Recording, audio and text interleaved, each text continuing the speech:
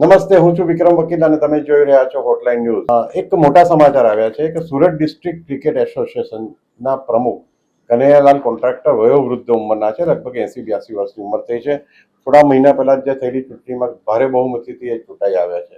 હવે એમની સામે છેલ્લા ઘણા સમયથી એમના સગા નાના ભાઈ હેમંત કોન્ટ્રાક્ટર, જેમનું અવસાન થઈ ગયું છે, એમના પત્ની નૈનાબેન આક્ષેપ ઘણા બધા કર્યા છે અને એમની સામે કેસ દાખલ થયા છે કે એમણે એક બોગસ પાવર ઓફ એટર્ની બનાવીને 3.5 કરોડ રૂપિયાની લોન લીધી એમની કંપનીના નામે, અને એમાં હેમંતભાઈ અને નૈનાબેનની સિગ્નેચર પણ કરવામાં આવી હતી. એટલે આ કેસ દાખલ થયો છે, ક્રિમિનલ કેસ છે.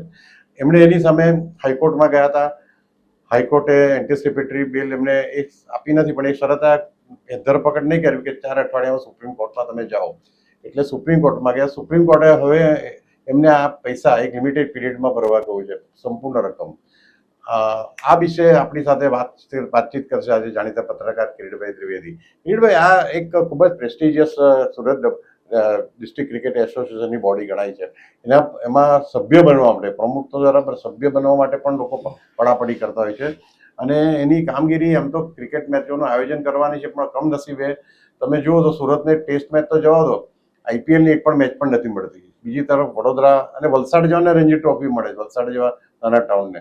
અને મૂળ વાત પર પાછા આવ્યો તો આ કનૈયાભાઈ જેવા પ્રેસ્ટિજિયસ વ્યક્તિને માટે પાતળી ઉંમરે આ કરવું કેટલું શોભાસ્પદ લાગે છે? સીધી જ રીતે છેતરપિંડીનો કેસ છે વિક્રમભાઈ.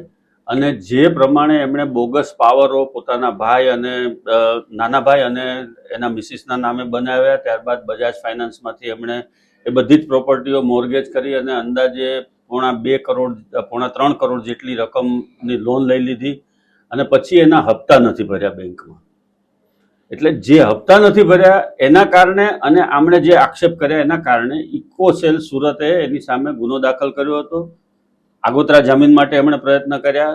લોકલ કોર્ટમાં એમને આગોતરા જામીન ન મળ્યા તો ડિસ્ટ્રિક્ટ કોર્ટમાં ગયા. ડિસ્ટ્રિક્ટ કોર્ટમાંથી એ લોકો હાઈકોર્ટમાં ગયા અને હાઈકોર્ટમાંથી સુપ્રીમ કોર્ટમાં ગયા. હવે સુપ્રીમ કોર્ટે એમને 6 સપ્તાહમાં પૈસા ભરો અથવા તો જેલમાં જવા માટે તૈયાર રહો એવી તાકીદ કરી છે. તમે કીધું એ રીતે કે બહુ જાણીતું ફેમિલી છે સુરત શહેરનું. કોન્ટ્રાક્ટર ફેમિલી એટલે બહુ મોટું ફેમિલી ગણાય અને બહુ એ લોકોના બધા વહીવટો પણ બહુ મોટા છે. પરંતુ એ બધાની વચ્ચે વાત આવે છે દાનતની.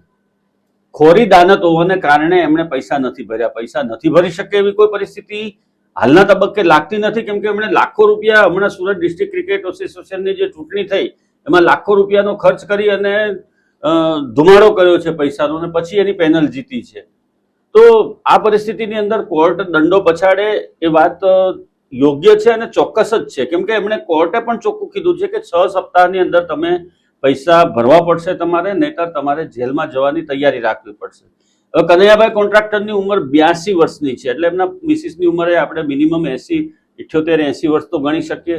તો આ ઉંમરે એમને જેલમાં જવું પડે એવી પરિસ્થિતિ ઊભી થઈ છે. ત્યારે હવે જોવાનું એ રહે છે કે સુપ્રીમ કોર્ટની ફટકાર પછી એ યોગ્ય રીતે પૈસા જમા કરાવે છે કે કેમ.